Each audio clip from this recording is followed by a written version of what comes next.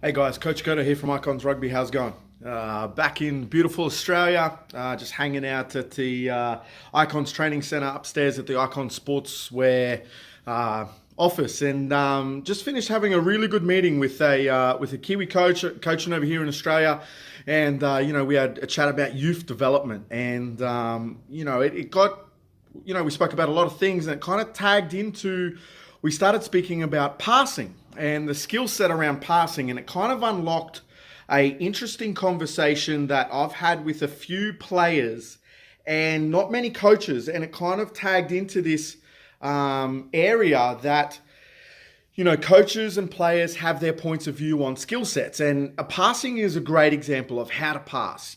Everyone has their kind of vision on it, on how it should be executed and where your education comes from. And the interesting thing is that if a successful team at the elite level does it, then everyone else thinks it's the right thing to do, which is, good and bad. It's not, there's nothing wrong with it, but, there's some good things about it.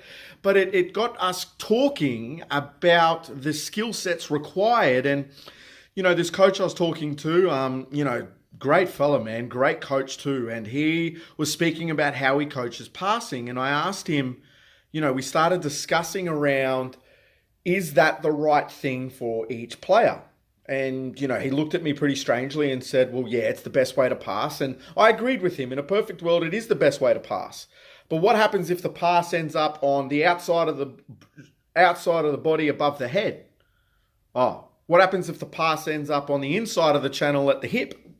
Oh, and it was nothing against, Aaron in particular, because he actually really picked up the message that I was trying to portray to him straight away. And it comes into how a skill set is needed and required for each environment and each decision that you're going to get. There is no one way to complete a pass. Yes, there is an optimal way to complete a perfect pass caught in a perfect situation, 100%. But you get given 50 different variants on a pass every single game. So you have to teach those 50 different variants on how to produce the skill set required to go to the next level of passing to the next person.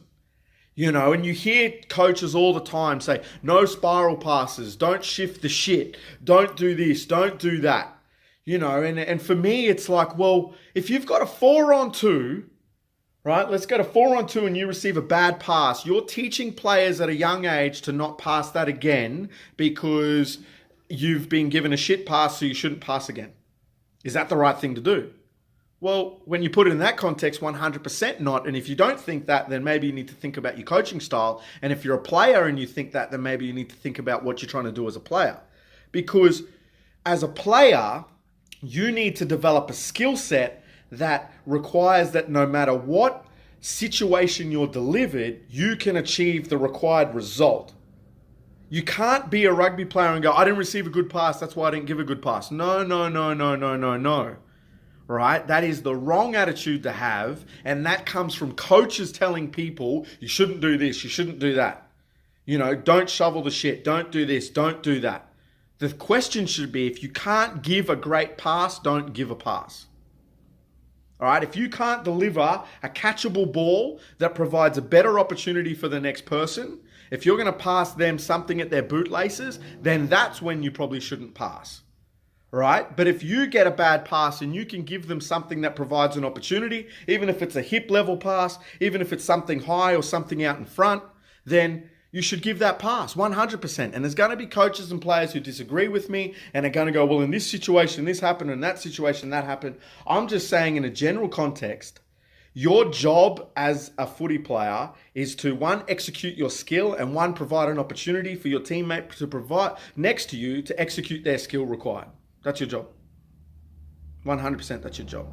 And the interesting thing for me is that coaches teach their way. 100% they teach their way.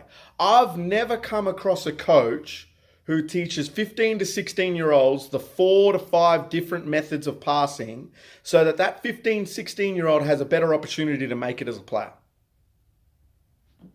I've never met a coach who does that. And I don't understand why.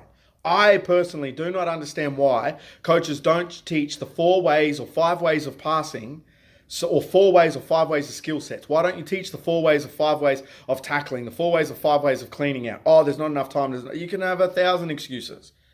But if you're 100% invested into the youth that's coming through, and this really iterates to young players or development players, what happens if you teach a player, let's say you teach a player across the body passing at 16 years age, and they execute that skill to a T. They then get to 18, move into a rep level footy, and that rep level coach likes a pendulum. All right, and your player can only pass across the body. Their pendulum's shit. It's inaccurate. It's got bad habits. They've got bad technique in it. They can't deliver that pass. Do you think that player has the best opportunity for that rep side in their personal career to move forward knowing that they can't achieve that skill set? Well, 100% not. Because the coach after you, the coach who's going to dictate whether they go on to senior footy, whether they go on to a professional contract, is teaching a different skill to you. And this is my hugest thing about players and coaches that I get so frustrated about, is everyone's trying to teach their way instead of providing them with a skill set that no matter what they face, they can execute effectively. It's like teaching a boxer, all right, you can only throw a jab. We're never going to teach you a cross. We're not going to teach you a left hook. We're just going to teach you to jab, because I believe that fights are won on jabs. Well, no, a boxer needs to learn every single style of punching. They need to know how to adapt into different styles that are faced with them. You know, they need to have more skill sets, and the boxers that have the greater skill sets and the greater adaptation have a greater success of being world champions. That's common knowledge. So why is it different in a team sport that is full of individuals? Why not individually coach each player to have a greater skill set so that in a whole, your team has a higher level of achievement? Now, I'm not saying be a jack of all trades. I'm saying execute your preferred skill set elite, but they have to have a comprehension of the other skills. They need to be able to deliver a short little 1 meter, 6 to 12 pass. They need to be able to throw a 3 meter flat ball that's non-spiral. They need to be able to throw a 3 meter flat ball that is spiral. They need to be able to deliver a 20 meter ball, that doesn't arc over the top, that goes straight line. They need to be able to pass from the ground. They need to be able to pass from knees to shoulders. They need to be able to pass from shoulders across to hips. And this is the thing, is that with coaching, we find it so much that we're trying to deliver the perfect technique that we forget the fact that rugby offers you 50 different variants across the game. So you need to be able to achieve that. All right? So what I'm saying is that if you're a player or you're a coach and you're coming through the system of development in players, so you're a development player or you're coaching development players, you need to really think about that end result for each player and think about what you're doing, because how you teach and how you coach is going to impact that player. And I hear it a lot where you hear, that player they've got their own mind, they don't listen, they're uncoachable. Well, fuck, of course they don't listen and they're uncoachable, because coaches before them have told them, don't do this. This is your only option. This is the best decision. So that player believes that coach, believes that system, rolls into that and goes, no, this is where I've always stood. This is how I've always passed. I'm right, because they're told that this is the only way. Instead of creating a system where it's like, I've received the ball, chest height on my inside shoulder, I need to shift that straight across the body. Or I need to deliver a 15 meter ball and I've received it inside shoulder, so I need to do pendulum. Right? I need to deliver a 15 meter ball and I've caught the ball out in front straight ahead, so I can't do pendulum. I need to be able to fire it straight across the body and use my hips and glutes to deliver that 15 meter ball. And that's what we don't teach. We don't teach that. We teach perfect world, and each coach has, I prefer this way. I prefer that way. Well, how about you prefer every way that actually relates to everything that's thrown at you and you can perform and your team has a better skill set.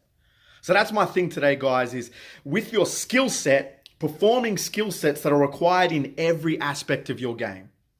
Okay.